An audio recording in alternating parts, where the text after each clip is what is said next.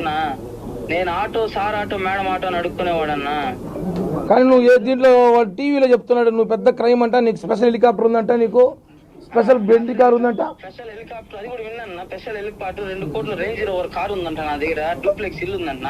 నేనే గవర్నమెంట్ కి రాసి ఇచ్చేస్తారు అమ్మన్నా. ఏ గవర్నమెంట్ ఇస్తారు? రాజస్థాన్కా ఏపీకా? నా ఏపీ గవర్నమెంట్ కూడా రాజస్థాన్ గవర్నమెంట్ కూడా రాయిస్తాను.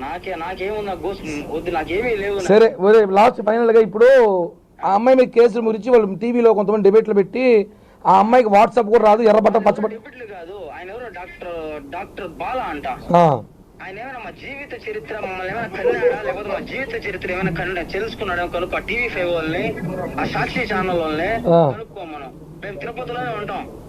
ఇప్పుడు అమ్మాయికి ఇన్ని అకౌంట్లు బ్యాంకులో మెయింటైన్ చేసి చెప్పి ఇందాక చెప్పావు, ఏదో ఎవరికో చెప్తున్నావు. ఎన్ని బ్యాంకు అకౌంట్లు ఉన్నాయి అమ్మాయికి? నా 27 బ్యాంకుల్లో అకౌంట్లు ఉన్నాయి ఆమెకి. నన్ను నేను కారు కూడా తోలుతానని చెప్తే ఆమె దగ్గర ఒక ఆడి కారు ఉంది. కారు వేసుకొని TS09 4252 బండి నెంబరు. ఆ కార్లు వేసుకొని సిల్వర్ కలర్ కారు, ఆ కార్లు వేసుకొని ప్రతి చోటకి తొడుకొని పోయింది, ప్రతి హోటల్ కి. సరే ఇప్పుడు అవ్వలేదు, ఆ హోటల్ నాకు వద్దు. కానీ ఇప్పుడు ఫైనల్ గా ఇప్పుడు అమ్మాయిని కేసు బెయిల్ వస్తుందా రాదా? అవి మాకెట్టనా తెలుసు? మమ్మల్ని 90 రోజులు వేస్తే